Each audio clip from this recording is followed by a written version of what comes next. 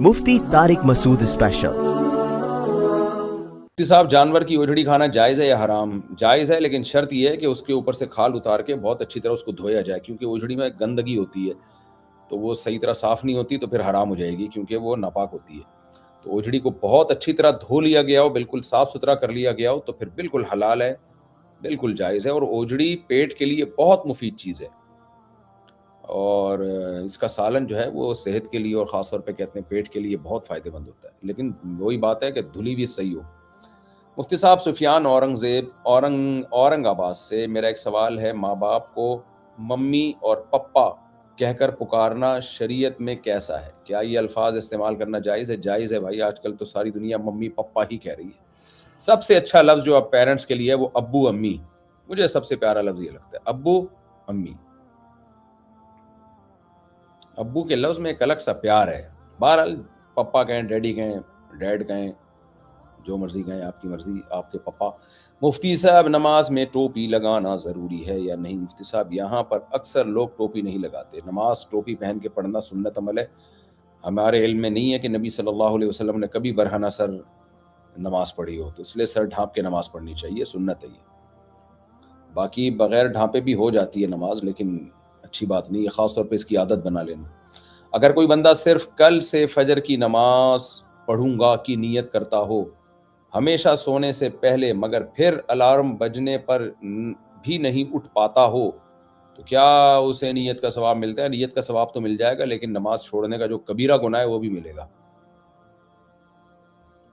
मुफ्ती साहब, अगर दुरूद पढ़ने बैठ जाएं तो क्या खाली सल्लल्लाहु अलैहि वसल्लम पढ़ सकते हैं या दुरूद इब्राहिम पढ़ना ज़रूरी है? सिर्फ सल्लल्लाहु अलैहि वसल्लम भी पढ़ सकते हैं।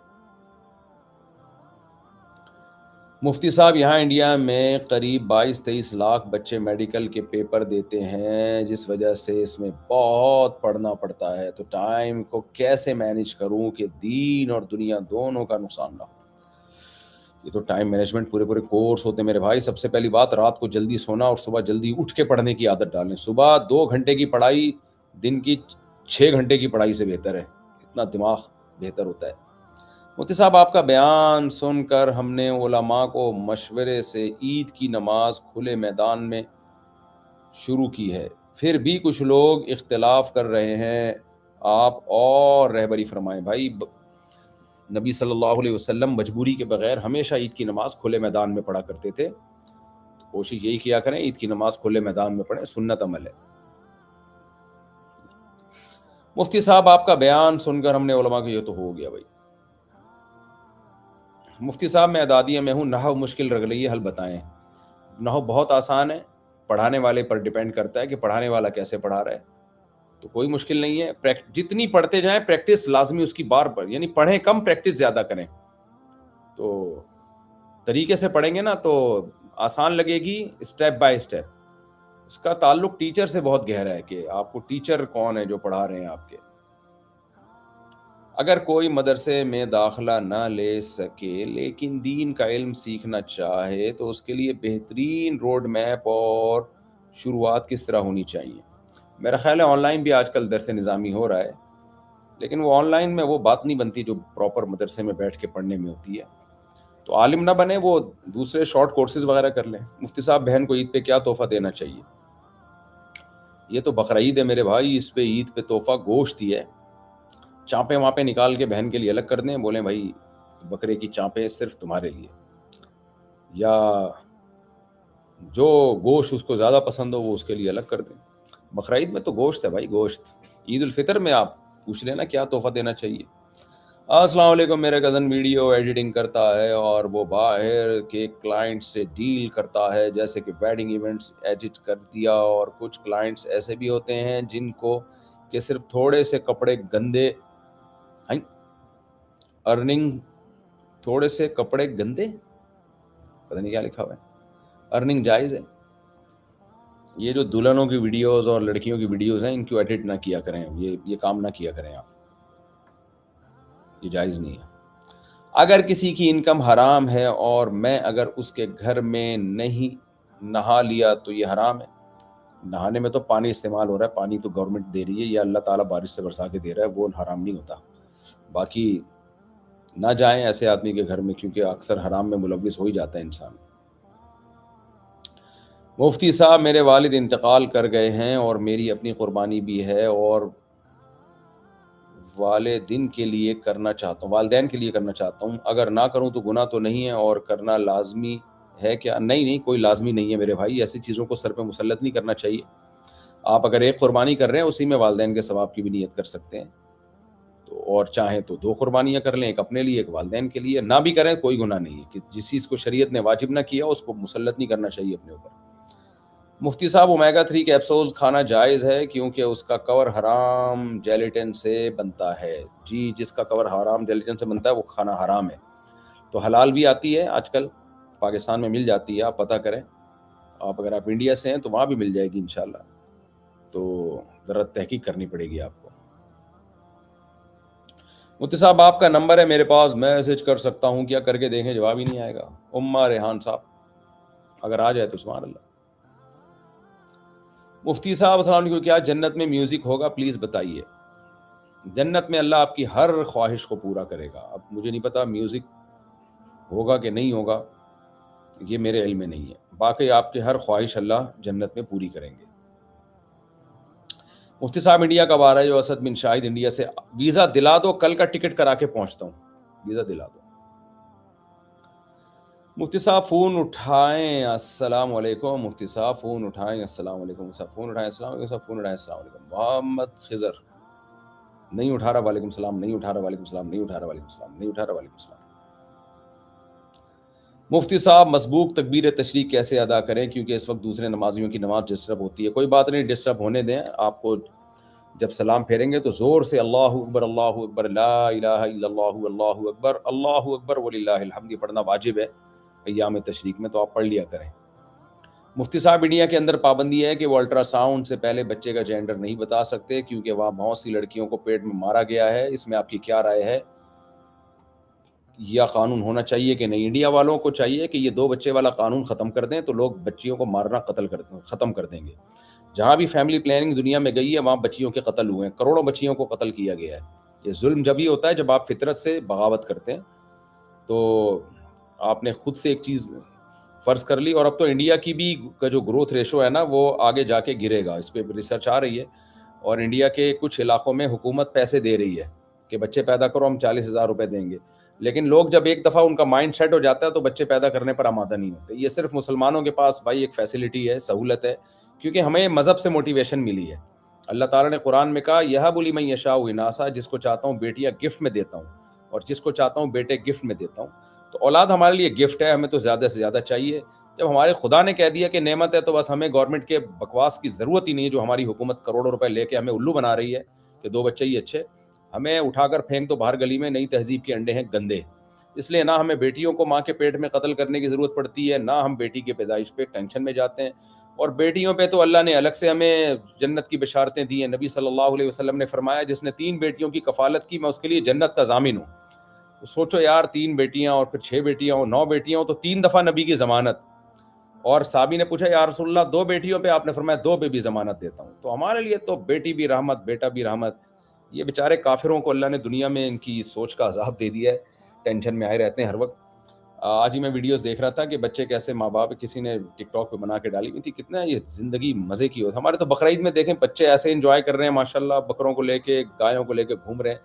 جس گھر میں بچے نہیں ہیں بیڑا غرق ہوا ہے اس گھر کا۔ تو یہ جو کفر ہے نا، اس کی ان لوگوں کو دنیا میں اللہ نے سزا دی ہے، ان کی زندگی کی خوشیاں چھین لی ہیں ان سے۔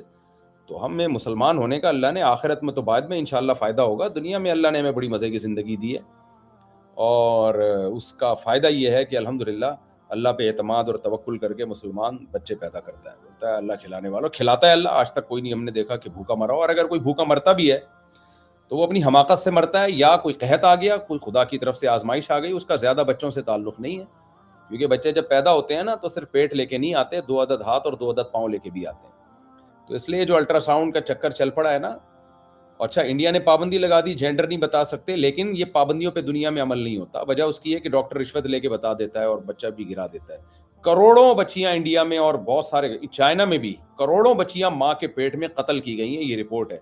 تو یہ ظلم، جہاں بھی فیملی پلاننگ کا سیٹ اپ ہوگا وہاں یہ ظلم ہوگا۔ اور یہ سب بچیاں قیامت کا یہ ان کے مائیں قیامت کا انتظار کریں. قرآن کہہ رہا ہے وَإِذَا الْمَوْءُودَةُ سُئِلَتْ بِأَيِّ ذَنبٍ قُتِلَتْ، جس بچی کو بھی قتل کیا گیا ہے نا، اللہ اس سے پوچھے گا بتا تجھے کس جرم میں قتل کیا گیا. وہ کوئی بچی اپنی ماں کا گریبان پکڑ کے کھڑی ہوگی، کوئی اپنے باپ کا گریبان. کہ اے اللہ اس نے مجھے پیدا ہونے کے بعد مارا، اے اللہ اس نے مجھے پیدا ہونے سے پہلے ہی ماں کے پیٹ میں قتل کیا. تو یہ سب ماں باپ ان کے تیار رہیں، انشاءاللہ یہ سب پکڑے جائیں گے آخرت میں. اور ہمیں خوشی ہوگی ان بغیرتوں کو دیکھ کے کہ اللہ نے ہمیں اپنی ذات پر اتنا ایمان الحمدللہ دیا کہ ہمارے ہاں بیٹا ہو یا بیٹی ہو ہم ٹینشن میں نہیں جاتے، کھلانے والا اللہ ہے. لیکن اللہ ان سے پوچھے گا تم نے جو ماؤں کے پیٹوں میں بیٹیوں کو قتل کیا نا، یہ بیٹیاں پوچھیں گی، اللہ ان میں جان ڈالے گا. جان تو ہوتی ہے ان میں جب ان کو قتل کیے جاتے ہیں، ان کو شعور دے گا اور یہ اپنے ماؤں اور باپوں کا گریبان پکڑیں گی. تو اصل انصاف کا جو کٹہرا ہے نا وہ آخرت ہے، دنیا میں تھوڑی انصاف ملتا ہے. تو اصل قانون یہ ہے کہ فیملی پلاننگ کے سسٹم کو ختم کرنا چاہیے تاکہ لوگ بچیوں کو قتل کرنا چھوڑیں اور بولیں کہ یار جتنی بیٹیاں ملیں جتنے بیٹے ملیں سب سیٹ ہے. لیکن اب ایسا ہوگا نہیں، کیونکہ آپ جب ایمان نہیں ہے تو سب.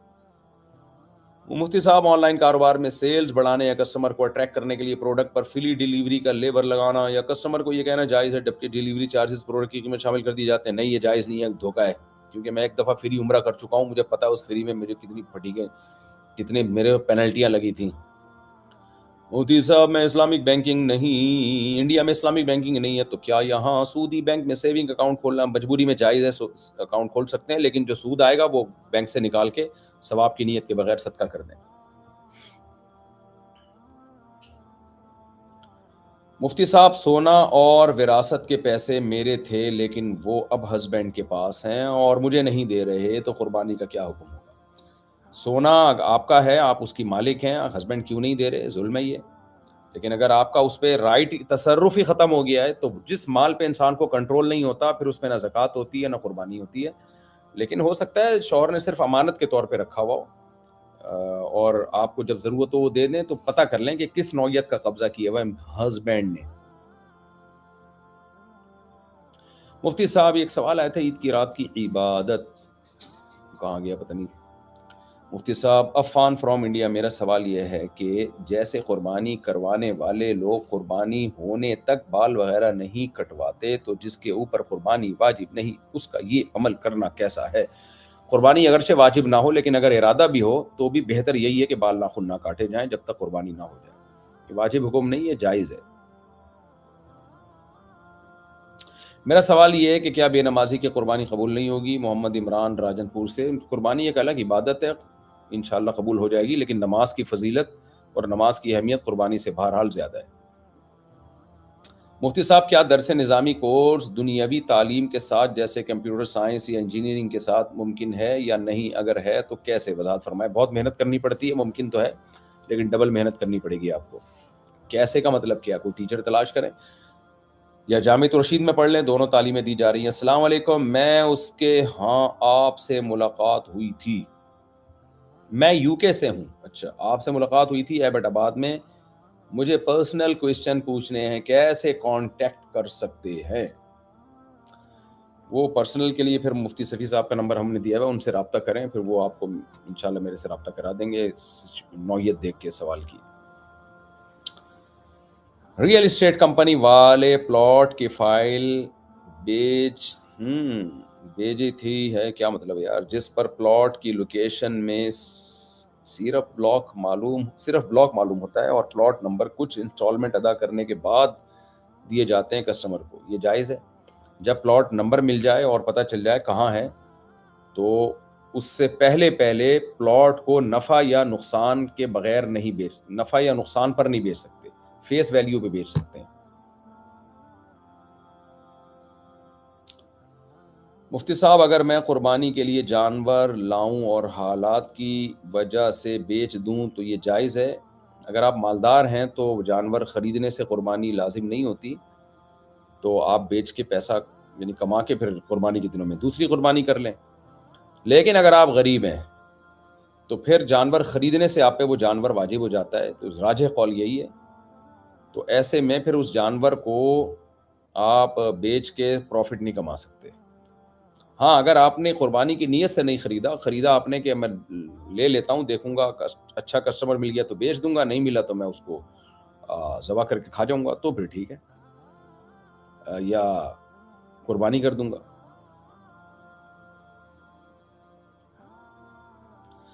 بہرحال قربانی کے لیے جب جانور خریدا ہونا تو اس پہ پروفٹ نہ کمایا کریں، بہتر یہی ہے۔ عفان فرام انڈیا، میرا سوال یہ ہے کہ جیسے قربانی کروانے والے لوگ قربانی ہونے تک یہ بتا دیا میں نے۔ السلام علیکم مفتی صاحب، میرا پی ایم اے 158 میں ایڈمیشن ہو گیا، اگر آرمی ٹریننگ میں داڑھی کٹوانا لازم ہو تو کیا صرف ٹریننگ کے لیے کٹوا کر بعد میں دوبارہ رکھنا جائز ہے؟ داڑھی کٹوانا جائز نہیں ہے آپ، اور میرا خیال ہے آرمی میں آفیسر کو یہ اجازت نہیں ہے کہ آپ کو داڑھی کاٹنے کا آرڈر دے، اگر آرڈر دے تو آپ پھر کسی بڑے آفیسر سے رابطہ کر کے اپلیکیشن لکھیں اور اسپیشل پرمیشن لیں اپنے لیے۔ رات کو احتلام ہو جائے اور احتلام کا پانی پجامہ سے نکل کر ابے بھائی لگ جائے ہو جائے تو گیلے کپڑے مارنے سے پاک نہیں، گیلے کپڑے سے پاک نہیں ہوتا، اگر چادر پہ لگ جائے تو اس کو تھوڑا سا پلو بنا کر دھو دیں بس، گیلا کپڑا لگانے سے تو اور پھیل جائے گا وہ۔ میرا نام محمد دشاد ہے، میں انڈیا سے ہوں۔ میرا مسئلہ ہے کہ قربانی کوئی اور کر رہا ہے اور ذبح کوئی اور کر رہا ہے، تو کیا ذبح کرنے والے کو جس کی قربانی ہو رہی ہے اس کا نام لینا ضروری ہے؟ نہیں، ضروری نہیں ہے۔ مفتی صاحب، میں عبداللہ جیوا برما سے، بچے کو 2 نام رکھنا کیسے؟ جیسے کہ میں نے اپنی بیٹی کو امت اللہ عفیفہ رکھا ہے اور آنے والی بیٹی کے لیے منت اللہ لبیبہ رکھا ہے، رکھ سکتے ہیں۔ بہتر یہی ہے کہ بچی کا ایک نام ہو اور آگے ابا کا نام لگا ہوا ہو۔ میرا سوال یہ کہ کیا بے نمازی کی قربانی قبول نہیں ہوگی؟ محمد عمران راجر پور سے جواب دے چکا ہوں میں۔ مفتی صاحب، اگر میں قربانی کے لیے جانور لاؤں اور حالات کی وجہ سے بیچ دوں، میں نے اس کا جواب دے دیا ہے کہ پروفٹ نہیں کما سکتے۔ اگر آپ غریب تھے تو قربانی کا جانور خریدنے سے وہ آپ پر لازم ہو گیا ہے۔ بہرحال اس میں دوسری رائے بھی ہے، مجبوری میں اگر کوئی غریب آدمی بیچ دے تو حضرت مفتی تقی عثمانی صاحب کا غالباً ایک نیا فتویٰ ہے، ایک قول انہوں نے نقل کیا، اس کی بھی گنجائش ہے اگر مجبوری ہے بہت زیادہ۔ بعض دفعہ حالات ایسے ہوتے ہیں کہ بھیک مانگنی پڑتی ہے انسان کو، تو پھر راجح قول تو یہی ہے جو مشہور قول ہے کہ غریب آدمی نے جب جانور خرید لیا تو خریدتے ہی اس پہ وہ جانور متعین ہو گیا، تو اب وہ اس کو بیچ کے پیسے نہیں کما سکتا۔ اگر بیوی نے شوہر کو یہ کہہ دیا کہ میں نے تم کو 5 سال پہلے طلاق دی ہے تو کیا طلاق ہو گئی؟ رخصتی نہیں ہوئی، صرف نکاح ہوا ہے۔ اگر شوہر نے یہ کہا کہ 5 سال پہلے طلاق دی ہے اور 5 سال پہلے سے پہلے نکاح ہو چکا تھا تو پھر طلاق ہو گئی ہے، کہنے سے ہو گئی طلاق۔ یہ مفتی صاحب، ویسٹ بنگال کلکتہ میں گائے کی قربانی میں پابندی لگا دیا ہے، تو آپ بکرا کر لیں، دمبا کر لیں بھائی۔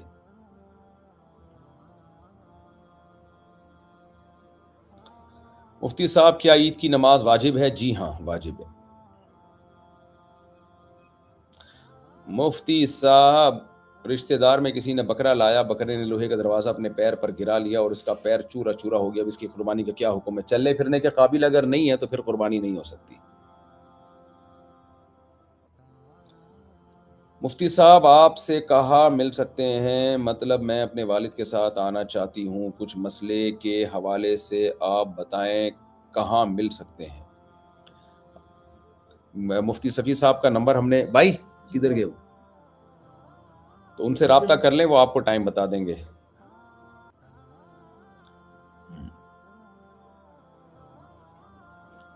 مفتی صاحب، اگر ایک آدمی کی 3 بیویاں ہو، سبحان اللہ، واقعی وہ ایک آدمی ہے، ماشاءاللہ اس کو آدمی کہنا بنتا ہے، اور وہ ایک ہی کے بچوں کے بالکل حقوق نہ دیتا ہو، سوری میں نے اس کو آدمی غلط کہہ دیا، تو کیا حکم ہے 2 بیویوں کے کہنے پر ظلم کرے، محروم رکھے بچوں کو، بیوی کو؟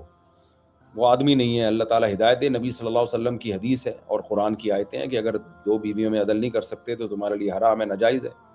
نبی نے فرمایا جس نے 2 بیویوں میں برابری نہیں کی، قیامت کے دن آدھا دھڑ اس کا فالج زدہ ہوگا۔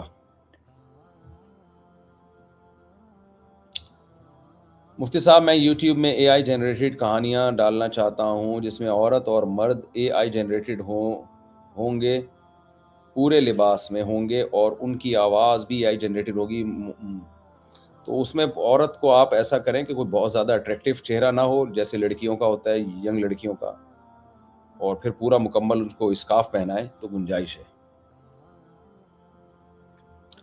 جیو نیوز اس پر بڑی کمپنی چلا رہا ہے وقفہ ایڈ کے نام سے، اور اس کے علاوہ مختلف کمپنی ان کے بارے میں کچھ چارج فرما دیں کچھ غیرت دلانے کے لیے۔ غیرت کے لیے ضروری ہے کہ پہلے سے کچھ تھوڑی سی غیرت کا غین موجود رہ گیا ہو تو پھر غیرت چلتی ہے، جب نہ رہ گیا تو پھر کوئی فائدہ نہیں ہے۔